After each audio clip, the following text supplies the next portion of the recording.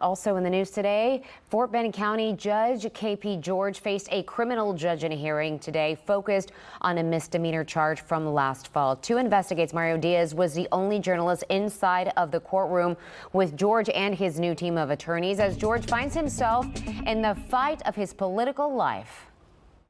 Does the judge have any comments to Fort Bend County and the people that he serves with regard to this latest indictment?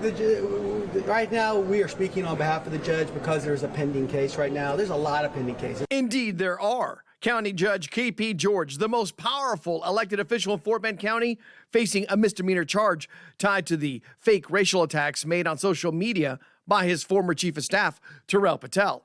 But that's not all. Remember, 2 investigates was there when he turned himself in on felony money laundering charges earlier this month.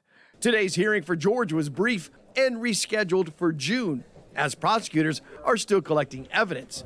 Afterwards, 2 investigates offer the judge an opportunity to tell the people he represents his side of the story. He is the county judge. Right. He has been very vocal. Right. How are people supposed to perceive the county judge staying silent when I'm giving the opportunity to him to say something on his behalf to explain to the people of Fort Bend County that he represents? Well, what you should know, Mario, and what you've seen is this DA's office will break and twist the law in any way possible in order to get an indictment. George's legal team attacking the county's district attorney, Brian Middleton. George's attorneys say the cases against him are simply about manufacturing headlines to damage his career, even though it is important to note it was a grand jury consisting of Fort Bend County citizens who indicted him. It was just last week that George's former chief of staff, Terrell Patel, admitted he broke the law.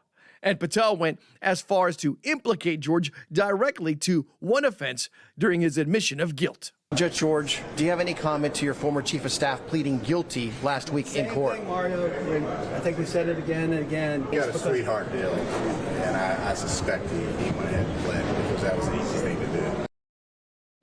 George will be back in court for the money laundering charges on May the 19th. Now, we did receive a statement from DA Brian Middleton through his campaign. Middleton acknowledged that he had some campaign finance mistakes, but said there was no criminal intent, acknowledging that he paid a $500 filing penalty. Middleton adding at the end, and I quote, "The Fort Bend County District Attorney's Office will continue to represent the state of Texas and the community with integrity and will do so in the courtroom where Mr. George will be held to account for his alleged criminal conduct." End quote. Live in the newsroom, Mario Diaz, KPRC 2 News.